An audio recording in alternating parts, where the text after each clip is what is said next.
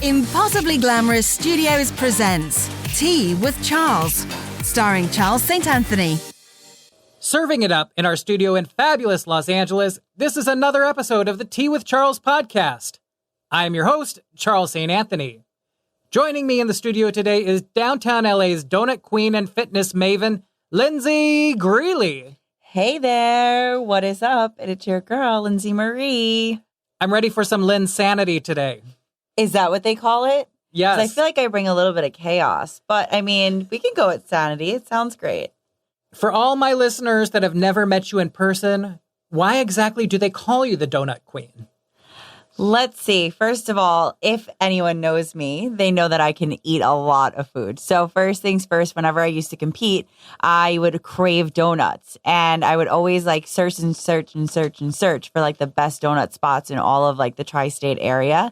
And I would always eat a dozen donuts as soon as I stepped off stage. So after a while, competing in bodybuilding? Yeah. So after a while, it became like a joke of how much I love donuts because I would just shove a whole box down my throat and people would be like amazed. Okay. And that's where they can find you on Instagram, right? Donut Queen? Yes. Lindsey Marie Fit. But yeah, my actual thing is the Donut Queen. So you would eat a dozen donuts before or after? After. After I've just starved myself for like 12 to 20 weeks for a prep. Oh, wow. So being the Donut Queen, what is your favorite kind of donut? So I like yeast donuts. I don't like cake donuts. Cake donuts have too much of like a texture. If they're like small, like the mini ones, not the munchkins, just the mini ones, I could eat those. But like the big, it's just too much bread for me. So I like the yeast ones. And I love in moderation, like all the chocolate, all the extra stuff on it. But you cannot ever go wrong with a simple glazed donut. You're making me hungry right now. Let's talk about your bodybuilding for a second. So what age did you start bodybuilding? So I started to get into the industry at 16. I did my first show at 17. Okay. I was a senior in high school. How long did you train before your first show at 17? So I did my first prep for about 15 weeks. 15 weeks? Yeah. So you're making me do maths here. This is about almost 4 months. Yeah, pretty much. This is back in New York, right? Yeah. And so you prep for almost 4 months. You competed. How did that first competition go? It was great. So I actually got third place. I was the youngest girl on stage. That was the second year that bikini actually came out. So that was in 2010.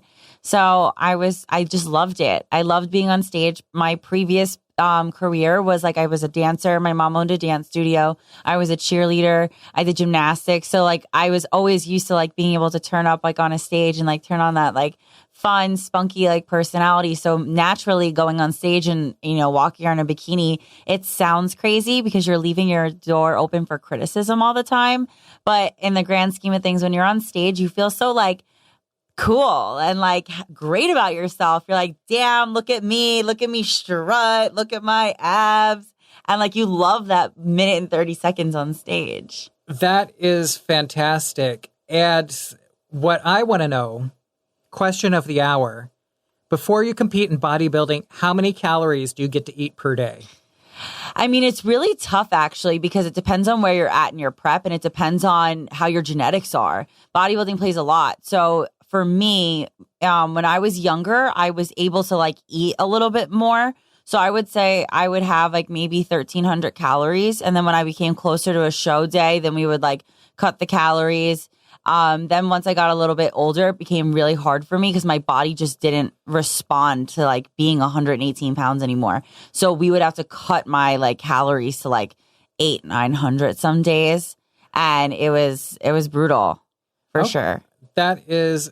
Because I had the image that bodybuilders can eat like 8,000 calories a day or something. So like the guys can get away with that because the guys are always trying to constantly put size on. When I switched from the bikini category into the figure category, that's when I was able to eat more because I needed to put muscle on.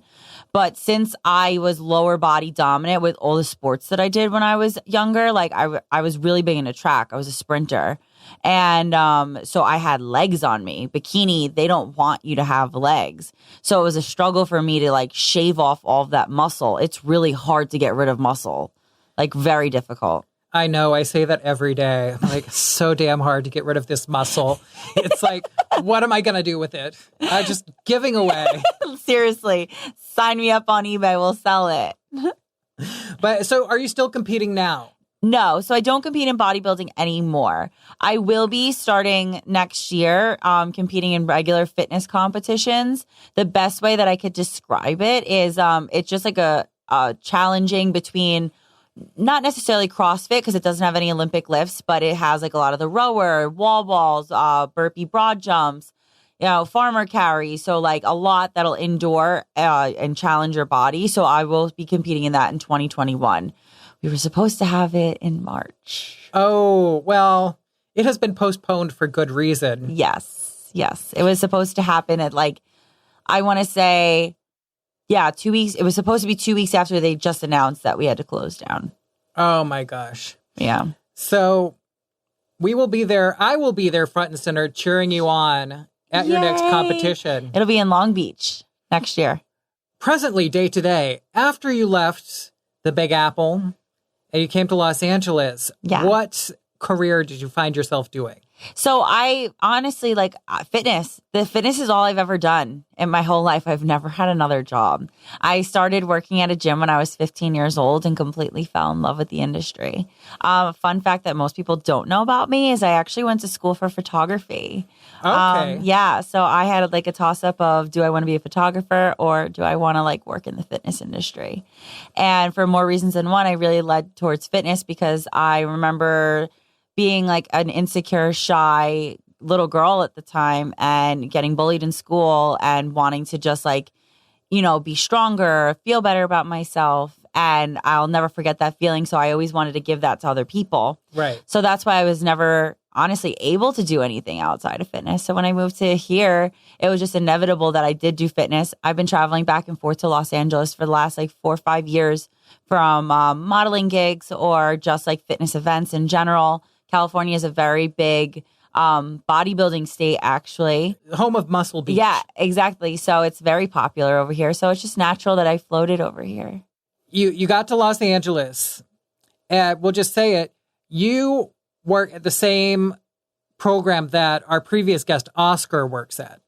Yes. You work with Oscar. Yes, I work for Oscar and side by side with him at F45. At Fabulous F45, that stands for Functional 45, as my listeners know. Yes. Los Angeles is the land of 1,000 gyms. There is everything that you could possibly try here. Yeah. Why did you, as our fitness maven, why did you choose F45? What stood out about F45 that you chose that out of everything you could do? So, like I had said, I did the bodybuilding thing for 9 years and I've been a personal trainer since I started competing. So that style of training, it's not that I'm sick of it, but I wanted to step outside of my comfort. So another thing that most people don't know about me is I actually was petrified to do group fitness. Really? I used to be super insecure about being in front of a room. And I had one traumatizing class experience when I was younger, when I was 18. And the women were so mean to me. So I was you know what, I'm never doing this again. I have more of a personality for one-on-one. I also think that my personality is a lot to handle sometimes. So some people really love that energy and some people really can't stand that energy. Oh, wait, let's go back to the mean girls here. Can you tell us what traumatizing thing happened? So it was my first class ever. I was 18 years old and I was teaching at a gym called Export. And I was just doing a favor and stepping in to help the gym out. So I was nervous. I had never really taught a class before. So I had everything written out on my notebook, super professional. Right. And let's face it, when you're natural, in that type of environment, you don't need a notebook. You don't need to, you're making things up off the top of your head. So I just wasn't doing that. So these women were very particular women, they were very entitled. They used to come to this class every Wednesday at 7 p.m. They never missed a beat. If it was canceled, they would complain. They would want their money back. They were just. So basically the fitness Karens. Yes. The fitness Karens. Were who you were teaching. Yes. Was who I was teaching in Massapequa, New York. Shout out to you, Karen. Massapequa, that's in Long Island? Yes. All right. So, and if anyone that like knows that area, they'll understand. So anyway, so I was just traumatized. They were so rude to me. They were like, do you not know what you're doing? This is a waste of our time. Do you mean to tell me I stopped doing what I was doing at home to come here to have this? If you don't change it, we don't like the music. We don't like this. And I'm just like this. I'm like having like a nervous breakdown. And I'm just like, what do you do in that? And like, I'm young, you know, and I will admit this now. Like I definitely had like a fitness chip on my shoulder where I thought I was the ish back then. Because like I was like a pop-in trainer there. You're and I like, was like, don't you know who I am? Literally, I was the like, donut don't queen. You question who I am. You started throwing glazed donuts at them. Literally. You're like, take this. So like I got super intimidated and super humbled, and I never taught another class again. And then it was up until I would say a year before I moved to California, maybe 2 years before I moved to California, I started group fitness instructing, but in a similar class setting like F45. And I loved it instantly. It was super cool. It was fun. And then F45 actually wasn't a thing in New York at the time. Yeah. Then they opened up their first location, and one of my best friends, Dara, she's a bikini pro, and when she was getting ready for her the Olympia, which is like the Super Bowl of bodybuilding, she was like, "Oh, I need to go do cardio, but like I need motivation. Come take a class with me." So I took an F45 class, and I absolutely loved it. And I thought that like the training concept was so great, and I loved the model of the exercises. So it was just only natural that, you know, when I updated my resume, Oscar reached out to me, and it was from there. From there, it's a professional match made in heaven. Yes, and for sure. I will, full disclosure, I've been doing F45 for about a year now. Almost a year since Oscar's gym opened. And, you know, I still got a ways to go, but it has helped me a lot. I've tried a lot of different fitness programs, but I like F45 because it's challenging enough that I don't get bored, but it's not so hard that I just say, you know, fuck this. Right. And you know what, too, that I really feel like helps? And like, I don't know, maybe I'm biased. I'm probably really biased. But like our studio, we have such a good vibe and such good energy there that it's like, I mean, at least for me, I don't know, you could speak for yourself. Like, I look forward to going and taking those F45 classes. I love when we dance around, when we're singing, and then like we turn up, and then like it's a good workout. But I also feel like it's super important that like we're surrounding ourselves around like-minded people who have different but similar goals to us. And I feel like we really embrace like a culture there and like a family aspect of like, you know, people be like, yeah, like you go, like we were joking around and stuff like that. You know, I literally firsthand watch everyone progress. So like that to me is like, I always say it's like, I don't have children. Full disclosure, no children for this chick. Anyway, I could imagine that like feeling of watching little Timmy go on the school bus for kindergarten. You're like, I'm so proud. That's how I feel when I see people go from the red kettlebell to the black kettlebell. I'm like, I remember back in September when you couldn't even lift that. And now look at you. Or like the girls, like, you know, a big stigma is that if you pick up more than a 10-pound dumbbell, you're going to be looking like a dude. And oh, really? Yes. Apparently, I didn't know that. That was a factual thing, but apparently in the workout book, that is a thing. So anyway, so it's always nice to see all the girls like actually lift weight and understand that you won't gain muscle like that. Well, see, I have the reverse issue because I always want to do a heavier one, but I can't sometimes. And F45 has the little lighter weights are red and the heavier ones are blue. And I'm like, what's this gender discrimination? Is there an in-between Why am color? I doing the chick's weight?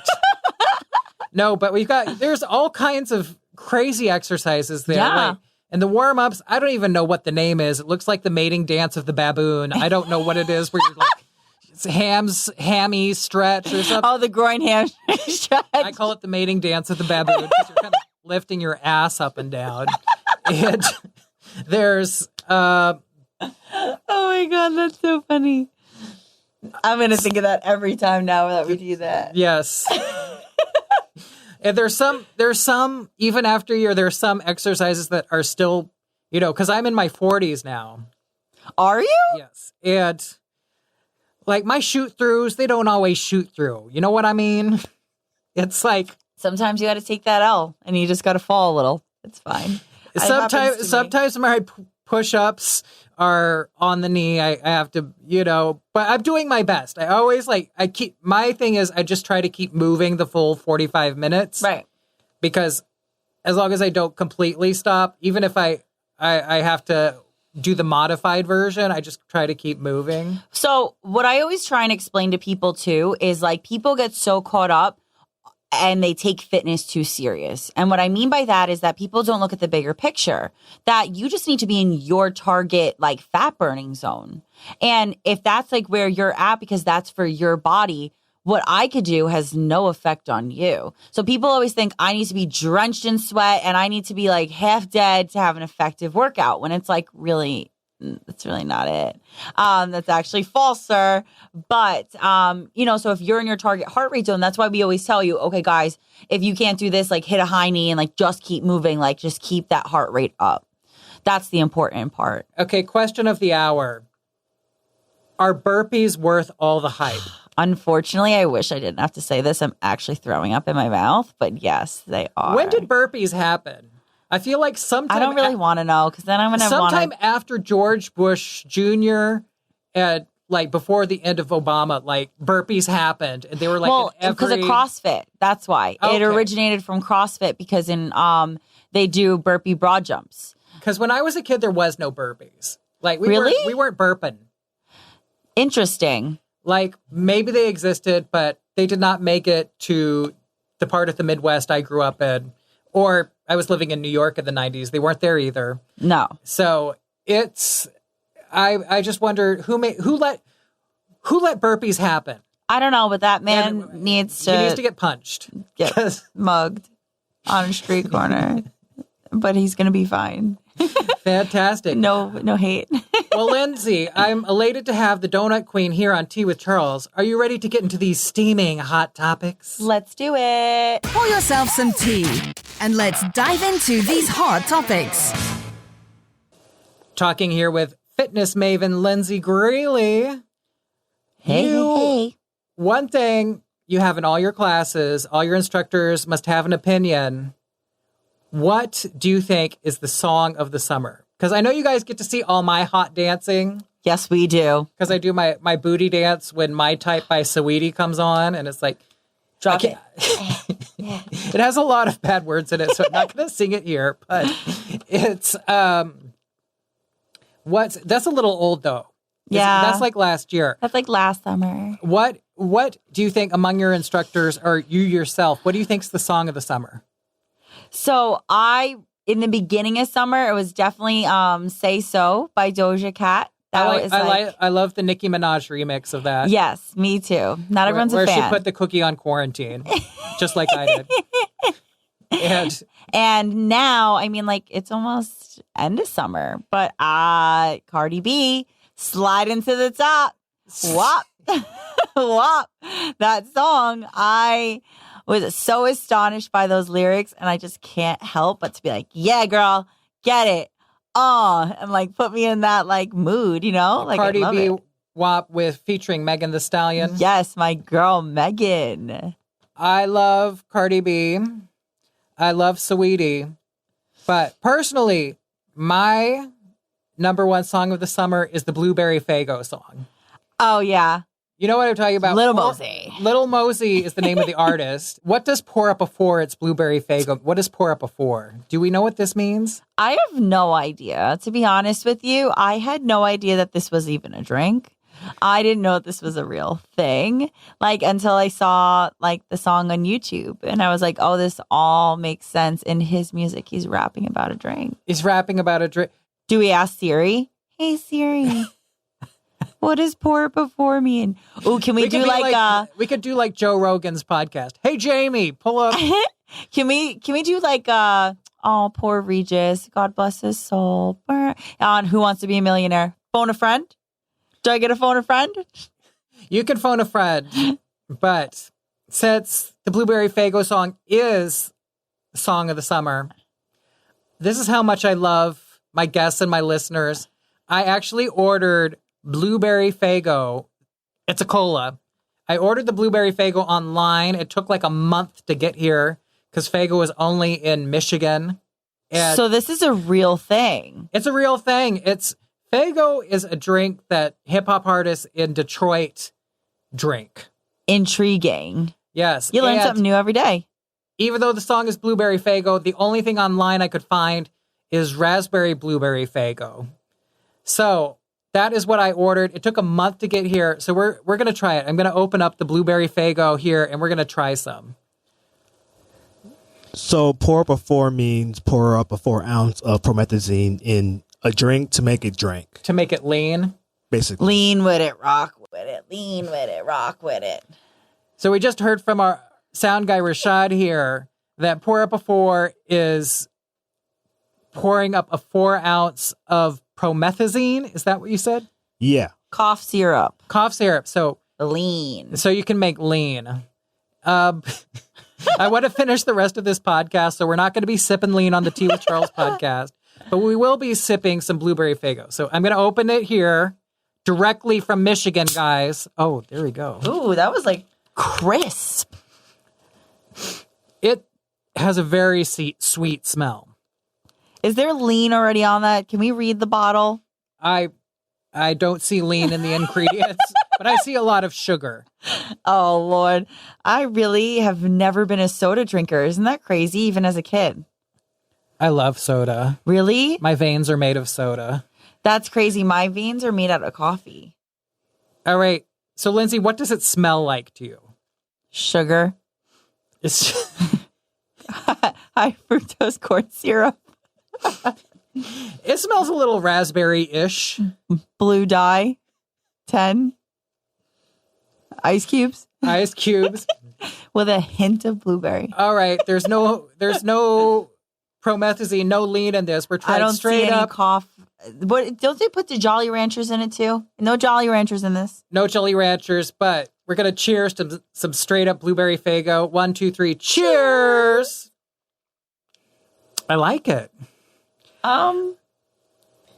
It's not my cup of tea.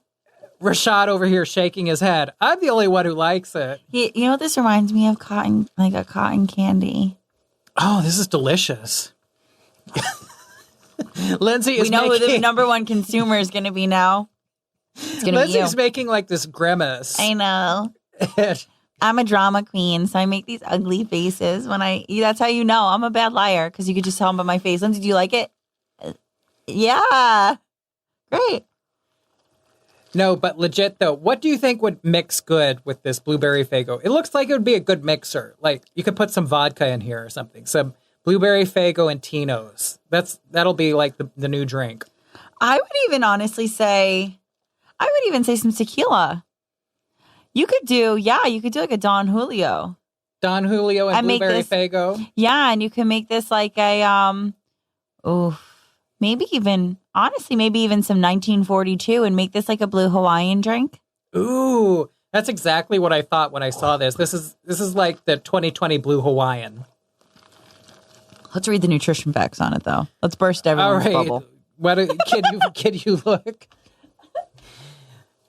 I already feel like 10 pounds fatter. I feel 45. Okay. Wowza. 38 grams of sugar in a 12 fluid ounce.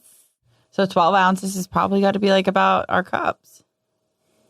About our cup. So we've got a little like 38 grams of sugar. And then the ingredients. Oh, who was right? I said high fructose corn syrup when I smelt it. What's my prize? Your price is blueberry Faygo. Oh, thanks.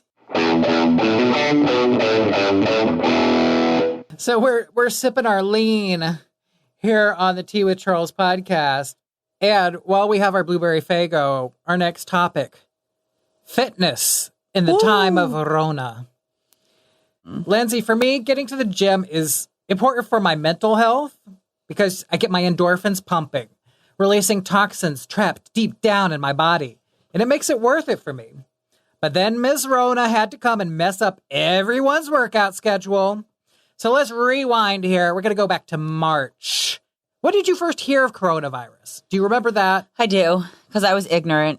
For sure. I'll admit it. I was a jerk. I laughed and I was like, oh, this isn't going to like really hit here.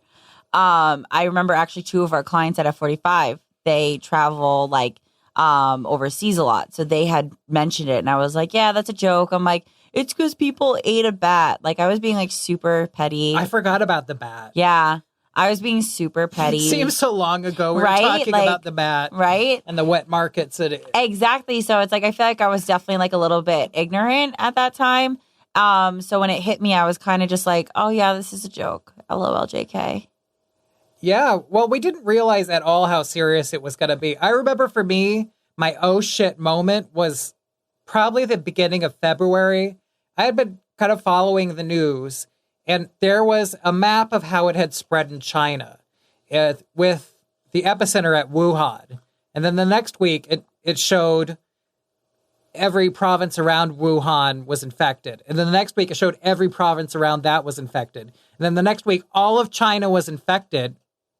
And I was like, oh, shit, this is going to be something big. And at the time, I was one of those stubborn people who's lived in New York and other cities where I wanted to make mass transit work for me here in LA. It didn't work at all, but I toughed it out for 2 years trying to take mass transit everywhere. And I was like, no, fuck this. I went shopping for masks. Masks were sold out everywhere. Everywhere in LA was sold out in masks. And I had to order them on Amazon. And it took like 3 weeks to get them. And then March rolled around. And do you remember, how did you find out that things were going to change in March? From Oscar. From F45, yeah. From the owner of the gym. Yeah, from the owner of the gym. He said that we have to take like more precautions with cleaning and like all these different things because the coronavirus. And then he had mentioned that we had to shut down for 2 weeks. Because don't forget, in the beginning, it was only 2 weeks. Oh, yeah. We were going to be open by Easter. Yes. Is what they said. Yeah. And so we go back to that, shutting down for 2 weeks. Yeah. The first 2 weeks, I was like kicking back. Me too. I was like, okay, 2 weeks off. I was eating sleeves of Oreos every day. And I literally gained 20 pounds in 2 weeks. I took a couple weeks off, but then I was like, all right, I can't. Like, I worked my ass off to get what for me is in good shape. Like, right. This is much better than I was previously. Oh my God, your before and after photos. What? And I was like, I'm not losing all that, but I don't really have a good setup to work out at home. So I took up jogging. And then we finally got back in the gym in June. And then it was like Lucy yanking the football away from Charlie Brown. It's like we were out on our asses again. That was seriously so depressing. Like, so depressing. It's not that, I don't mean this like in an offensive way when I think, and I don't want it to sound like superior, but I do think that working out is an essential. Now, am I sitting here saying like, oh yeah, gyms like LA Fitness, 24-hour fitness? Am I saying like, oh yeah, we need to have 12,000 people checking in a day into a gym? That's a very exaggerate number, 1,200. No, I don't think that. But like a gym like ours, like a boutique style gym, like it's proven. Like working out helps your mental health and it helps those endorphins and it helps build up your immune system and it helps like, long term to make you healthier. And, especially being locked inside for like 4 months, like I literally knew people who had not left their apartments once. Really? Except for to go like grocery shopping, maybe occasional walk around the block because they were like, scared or whatever, everyone to each his own. So I really feel like we should have had like some stricter like qualifications for the gym so people's mental health could stay on track with their regular health also. The second time you shut down, I got really depressed. I didn't like leave my house for a week because it's like, I felt like every step forward I would take 2 steps fat. I said 2 steps fat. 1 step forward, 2 steps fat. And also too, it sucks because it's like we're just getting back into a routine. And then on the other hand too, like my job is my life. Like my dad always taught me when I was a kid, if you do what you love, you'll never work a day in your life. And I really mean it that like since September to now, like I've come across the greatest people at F45. So like I'm really blessed for that. you guys really like on my worst day, like you guys wouldn't even know it, but just like your energy is like coming in and like us singing and dancing and just like having fun, like that stuff brightens my mood. And like as an instructor, I love that. I do love the atmosphere. That's what keeps me at F45 is that the atmosphere is kind of fun. Yeah. And they change up so many exercises that I don't get bored. And if you're afraid, oh, people are going to look at me, I look bad, nobody's checking for you. Yeah. You are sweating your ass off just trying to get to the next exercise. Exactly. It's You're like, trying not to die. I'm not paying attention to a single damn person. And, you know, I might glance up once in a while, but I'm just like everybody I know is focused on just getting through your sets. Exactly. And I think it also helps too, like we don't have mirrors at any F45 location. Like that's their thing is like no mirrors. So it's like that gym intimidation type of thing. Yeah. So it really like helps. And again, like I'm biased, but I feel like the people that come to our location, everyone's super like supportive and motivated of one another. Like I have never had like somebody like, you know, body shame somebody else or like say something rude or mean or like, oh my God, like this person, like everyone's like very helpful, I feel like. Yes, it's a very friendly atmosphere, at least in the DTLA F45. You know, it is not as friendly at some other gyms, which shall go unnamed. I'm not going to say their names. I'm just going to say bleep, bleep, bleep, bleep. There's a lot of orange everywhere. I'll just say that. A lot of a color that I look terrible in. And Lindsay's over here sipping her blueberry Faygo like, hell no. Don't get us in trouble. All right. But the good news, the silver lining is that people can still work out F45. Yes, we can. Because we took our game outside, didn't we? Yes, we did. So now we do, it's called like F45 track. It's super cute. And we just set up like a boot camp style. So we change up the workouts every day. So we still stick to our regimen of Monday, Wednesday, Friday is our cardio day, and then Tuesday, Thursday. And then when we have Sunday classes will be strength day, and then Saturdays are hybrid day. So it's great because, you know, for me at least, I feel like everyone's biggest excuse is like, we don't have time to work out. Who can't get a workout? Who doesn't have 45 minutes in their day to get a great workout I in? got 45 minutes. I know, you're always got 45 there. minutes. There are we all got 45 minutes to get a workout. And you said it's essential. I will say another word. It's an investment. Yes. It's an investment in your health. I feel like for my age, I'm a lot healthier than a lot of the people I like went to high school with. Right. I feel healthy and I feel good about the direction I'm going in. And your progression too. Like with like weights that you couldn't do in the beginning when you first started. Or, you know, maybe it's like little strides. Like, I wasn't able to do 5 push-ups. Now I could do 10. Like, you know, it's just little things like that progressively, like, even though we all hated that workout, remember 3-peat? Oh, yeah. When everything was like timed and then we had to like write out our exercises to see like how our numbers like matched up and everything. Like, I like those because you could see where you've gone in like months that surpassed. For the uninitiated, F45, each workout has like a cute name. Yeah. So you've got the 3-peat day, you have the Hollywood workout. MCATs. MCATs for meerkats. Foxtrot. Which one does Lindsay, the donut queen, which one do you think is the most difficult? Oh, for sure, Hollywood. Because Hollywood is like a combination of both. And I think that's by far like the hardest day. But those cardio days, I'm not good at cardio. We all know this. It's a big joke. We get it. So I was for sure scarred by Abacus. Abacus was a difficult one. Hollywood is actually my favorite. Is it? It's a lot of people's favorite because you don't repeat a lot of the same thing. Yeah. So and you don't repeat any of those. To people who've never been to F45 before, the Hollywood workout, you go like around the room and do like 27 exercises. You're doing the bear crawl. Yep. You're doing the baboon mating dance. You're doing a lot of burpees. But sled pushes. The sled pushes. Remember when I used to jump up on them? And I do want to point out, Rashad, our sound guy, he gave us, we thought the burpee was the mystery of the Sphinx. Of the CrossFit, but burpee it's not. comes not from CrossFit, but football. Yeah, fun fact. Boom, there you have it. Snapple fact. Tea with Charles and burpees.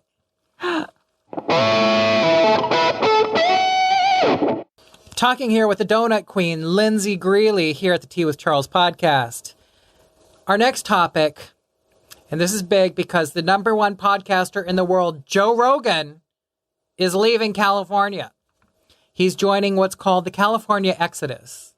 So Joe Rogan may be leaving, but don't worry, Hollywood. Charles is still here.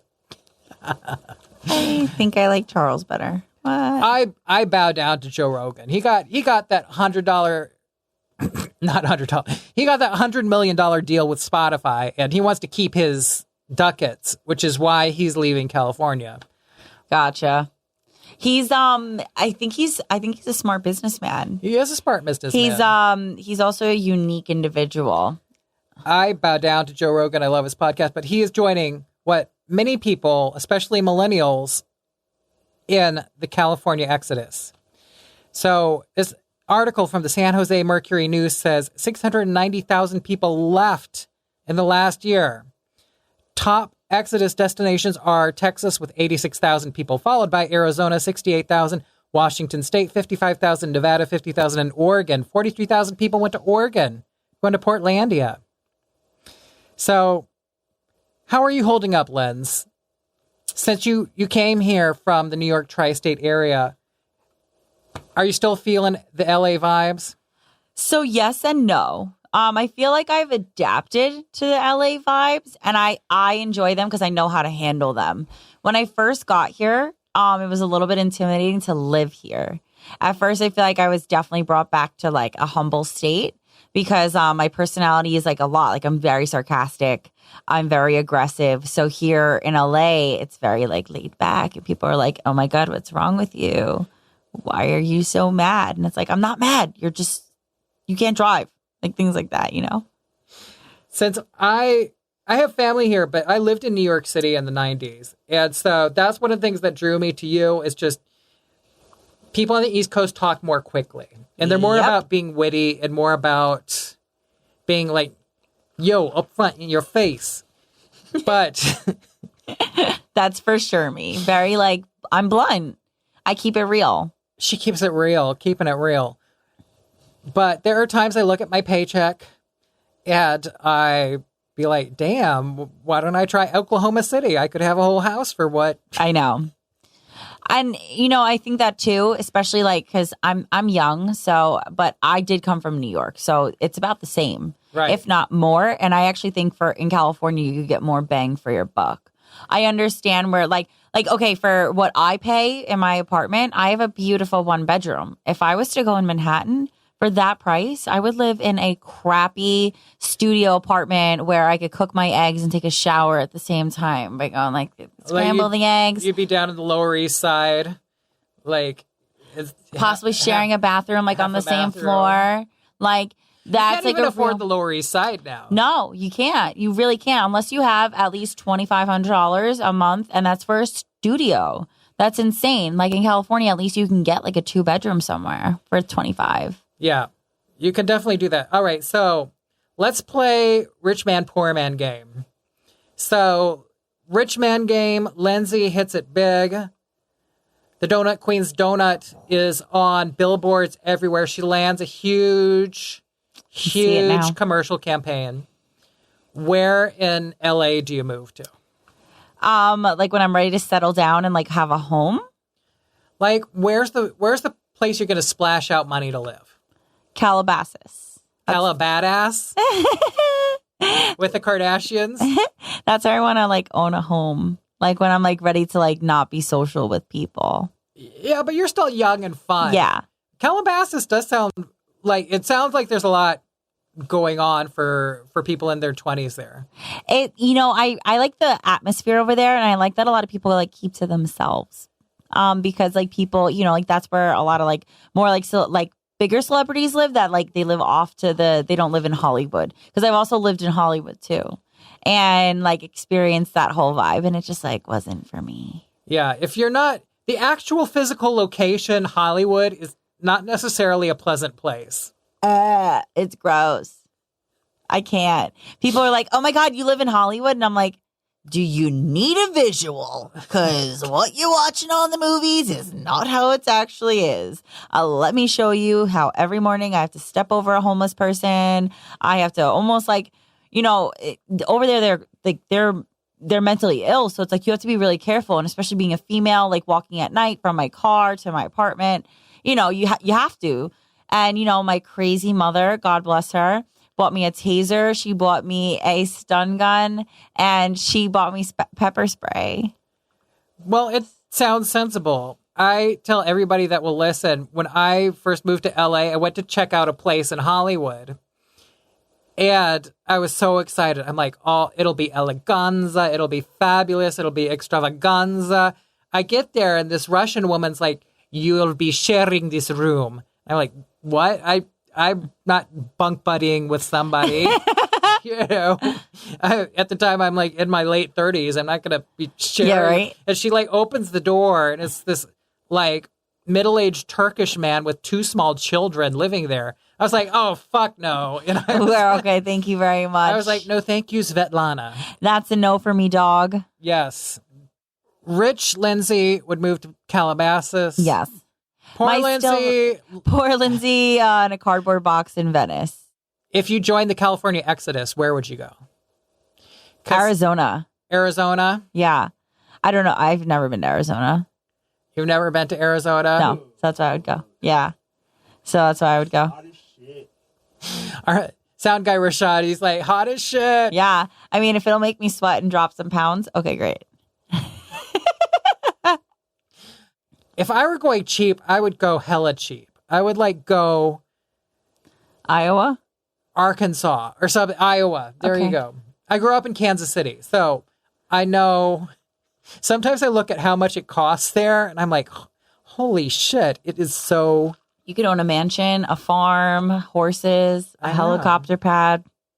All right, so to sum things up, you make it big, you're moving to Calabasas. Things don't work out, it's off to Tucson, Arizona. Yeah. Fantastic. All right, next topic on our list. Are you ready for this one? Queen Bee. She got her Disney deal, $100 million to produce 3 movies for Disney+. The first, her visual album, Black is King. I am a big Beyonce fan. I loved it. I love the colors. She was serving us rhinestones, serving us houndstooth, serving us hair. There is a whole village in Singapore that's bald now for all the wigs that Beyonce wore. Yeah. What did you have you seen Black is King yet? So I actually haven't seen the Black is King yet. But here's my thing with Beyonce. I like her. I love her as an artist. I think she's very talented. I just question the spotlight that they put her in the sense of it has nothing to do with her as an artist or anything like that. And I mean that as a role model. I'm not really okay with some of the choices that she's made as a woman. And I feel like it projects and it teaches like other young women that it's okay. And again, to each his own, it's everyone's own opinion, but that's just like something that's like against like my morals and like something that I can't. That's all. What choice did Beyonce make? Like, like the whole situation with like her husband and like the whole like cheating and like that. Like, I feel like, as a woman, when she speaks so highly of like herself and being a queen and being this and respecting yourself and like she's very admirable of that. So it's kind of like you speak it, but then like, what are you actually showing people that you're not doing it in return? And again, it may not have anything to do with Disney. I'm super happy that she got that deal. I think that she deserves it. I definitely think she works hard. So it has no credit against that. Like, I think that as someone who's a female artist, like she's really killed the game. I think that, when people get to collab with her, they've really like reached that all end because she's super talented. But there's just some questionable things that like I wish she would like talk about more that like, would help more young women who are like in my age bracket that look up to her. Okay, so you think that there is kind of a dissonance between the message she's putting out and how she dealt right with things in her real life. Right. And I just feel like when you're in that spotlight, like you have to be realistic about like things happen. Like, no offense, but like cheating happens all the time in marriages. Like hers was just in the spotlight because she's a celebrity. But like if you're the queen and if you're queen bee and if people highlight you to be this, you know, I don't want to say perfect woman, but like I feel like you need to talk about those things that happened in your real life so then other people could get like a better understanding, especially when you have a queen title. So then people could be like, okay, wow, you know, they're getting to know a different side of her, if that makes sense. Okay. One thing I will say is compared to the Lemonade era, Totally different. she seems a lot happier now in the Black is King era. Oh, absolutely. Because I think that she has like a greater calling now. Well, the visual album itself, it's like a lot happier colors, like more dancing. If anything, I hope they start playing My Power at the F45 studio because that's a good workout song. I think so too. Almost as good as Blueberry Faygo, but not quite. Not quite. Not there yet.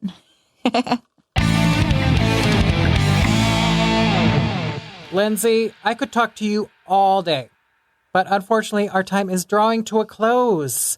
Where can everybody find the Donut Queen online? So you could always find me at Lindsey Marie Fit. I keep everything Lindsey Marie Fit, so it's very simple. On Instagram, Twitter, Triller is like my new thing now. I love that app. It's like a TikTok. Triller. Another TikTok? Yeah, because TikTok's getting banned in the United States. Womp, womp, womp. So I switched over to Triller. So it's awesome. So you can find me there at Lindsey Marie Fit. And then my YouTube channel, same thing, Lindsey Marie Fit. My websites, which have all my ebooks and my programs and my online coaching and whatnot. That is at www.lindseymariefit.com. So everywhere you go, Lindsey Marie Fit. Lindsey Marie Fit, Donut Queen. That's all you got to type in, and then my name pops up. I look forward to hearing more from the Donut Queen and sharing possibly a glazed donut sometime. Oh, yeah. Thank you for joining us here on the Tea with Charles podcast, Lindsey. See you for more burpees soon. Thank you for having me. Greatly appreciated. So the last couple episodes of Tea with Charles, I have been including chapters from my short read on the gig economy, DTLA Hustler. If you want to hear the book from chapter 1, go back to episode 8 of the podcast. On that note, here is chapter 4 of DTLA Hustler. To skip or not to skip? Easy breezy beautiful. I became a Postmate remarkably easily. I applied with the referral code my friend gave me, and about a week later, they sent me the official black Postmates bag to carry food. Coupled with the black bag is a black Postmates credit card used to pay for deliveries. I felt tempted, to charge a vacation to Puerto Vallarta on the black Postmates card, but they would probably figure out who did it. Postmates deliveries come in two types, prepaid and card paid. Prepaid deliveries don't require the card. You just grab the food prepared by the restaurant and go. Deliveries requiring the card mean you have to order once you get to the restaurant, then you pay with a card and take a picture of the receipt with your smartphone's camera. Paying with a black Postmates card is complicated, time-consuming, and annoying. You're in the middle of a busy restaurant trying to clear some space somewhere to take a photo of the itemized receipt. I surmise restaurants must pay a premium to avoid this irritating card system. Prepaid orders are seamless and faster because the courier is not finagling the black Postmates credit card. In some other cities, such as New York City, Postmates has optimized the app for walking and bicycle deliveries. Postmates does state that it hasn't optimized the app for walking deliveries in LA yet. Outside of downtown, the distances to travel are usually too vast to make walking deliveries worth anybody's time. On weekdays during lunch downtown, the app would ping me for walking deliveries. Throughout most of LA, Postmates would ping me to do bicycle deliveries as well. I'm assuming Postmates' algorithm simply calculates which courier can deliver the goods in the speediest manner. My quick tips for success as a Postmate courier include strategically skipping certain types of deliveries. It's unclear if skipping too many pings will adversely affect your courier count, but selective skipping is the key to success. I personally wouldn't skip too many pings in a row, Uber and Lyft deactivate drivers who skip too many pings and your acceptance rating drops way too far. It's uncertain whether Postmate does this or not. To skip or not to skip? That is the question. My quick tips for what to skip on Postmates. Number 1. Skip non-prepaid orders if you can. Remember which restaurants are prepaid and which are not, so you can avoid black Postmates card debacles. Number 2. Skip fast food deliveries. Avoid McDonald's like the plague because popular fast food joints are a clusterfuck to get through on a busy night. They are also a pox on humanity. Also, you'll get there and have to pick up several fountain drinks. Then half of everything the customer orders will be out. For example, when I did McDonald's deliveries, the sriracha sauce was never available. I'd have to call the customer to see what they wanted instead, usually while waiting in line at the register of a busy McDonald's, which is not a delight. Then, of course, the ice cream machine will be quote-unquote broken. Google informs me that the ice cream machine being broken is code for the workers didn't feel like cleaning it yet since McDonald's ice cream machines take several hours to clean. Finally, many people won't tip for fast food, so you'll do all that work and often your tip will be bupkis. Number 3. Skip fountain drinks. If you are delivering via bicycle, I advise skipping fountain drinks altogether. The code wizards at Postmates still haven't cottoned on to the fact that trying to deliver a fountain drink by bicycle is an exercise in folly. Treat yourself. Skip those orders with fountain drinks. Life is too short. Number 4. Delivering pizza on a bicycle poses a dilemma as well. Skip!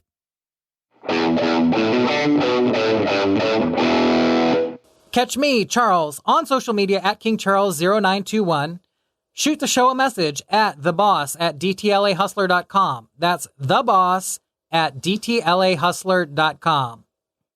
Finally, make sure to support Tea with Charles by getting your copy of my books, which you can find by searching Charles St. Anthony at your favorite online retailer. Thank you for listening to the Tea with Charles podcast. Drive electric, kiss a baby, and keep on hustling. Ta-ta for now.